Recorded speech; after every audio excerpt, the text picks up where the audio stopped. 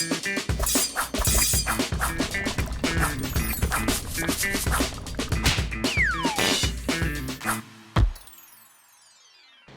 To Vrkitchen. இன்றைக்கி நம்ம கிச்சனில் பார்க்க போகிற ரெசிபி இளநீர் பாயசம். ஸோ அதுக்கு தேவையான பொருட்கள் என்னென்னு பார்த்துடலாம். 1/2 லிட்டர் மில்க் எடுத்திருக்கேன் நான். இது காய்ச்சாத பால். 2 இளநீர், அதாவது இளநீரோட வழுக்க மட்டும் 2 எடுத்திருக்கேன் நான். இந்த 1 கப் அளவுக்கு தேங்காய் பால். கண்டன்ஸ் மில்க் நமக்கு தேவையான அளவுக்கு ஒரு 2 to 3 டேபிள் ஸ்பூன் போதும். ஒரே ஒரு பிஞ்ச் ஏலக்காய் பொடி, சர்க்கரை அதே மாதிரி நம்ம தேவைக்கு போட்டுக்கலாம். பாதாம், பிஸ்தா, கேஷ்யூ இது 3மே வந்து கட் பண்ணி வச்சுருக்கேன். ஸோ ஃபஸ்ட்டு வந்து இப்போ நம்ம வந்து பாலை வந்து காய்ச்சிடணும்.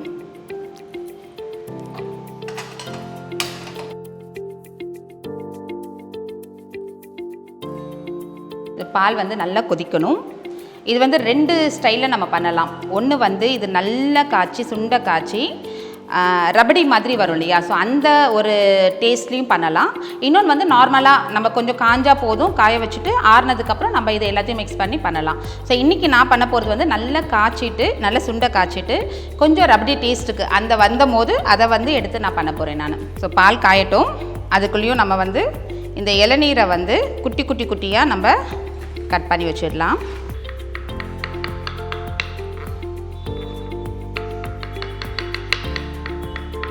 இப்போ பாருங்கள், நம்ம 1/2 லிட்டர் ஊற்றின பால் ரொம்ப நல்லா திக்காகிடுச்சு.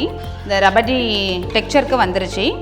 ஸோ இப்போ இதை வந்து நம்ம ட்ரான்ஸ்ஃபர் பண்ணிவிட்டு நல்லா ஆற வைக்கணும். நல்லா ஆறிட்டு தான் இதை எல்லாத்தையுமே மிக்ஸ் பண்ணணும்.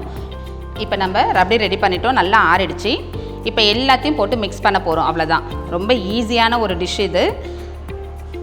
பால் மட்டும் நல்லா திக்காக காய்ச்சணும், அவ்வளோதான். மற்றபடி எல்லாத்தையும் அப்படியே டேரெக்டாக போட்டு மிக்ஸ் பண்ண போகிறோம். ஸோ இப்போ ஃபஸ்ட்டு வந்து இந்த ரபடி வந்து போட்டுடலாம்.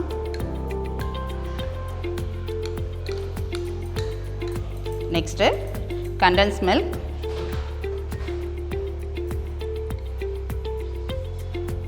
ஒரே ஒரு பிஞ்ச் ஏலக்காய் பொடி, அது நல்லா கலந்து விட்டுக்கலாம். ஒரு 2 டேபிள் ஸ்பூன் சுகர்.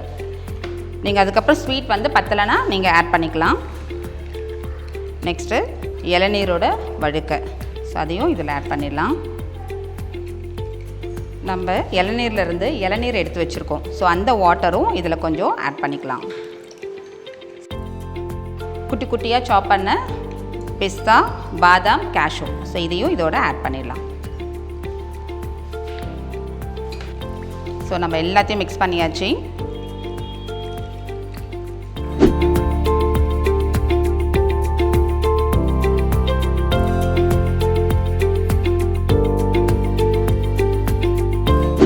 ஒரு சுவையான இளநீர் பாயசம் ரெடி ஆகிடுச்சு. ரொம்ப டேஸ்ட்டாக இருக்குது. நீங்களும் வீட்டில் ட்ரை பண்ணுங்கள், ரொம்ப நல்லாயிருக்கும்.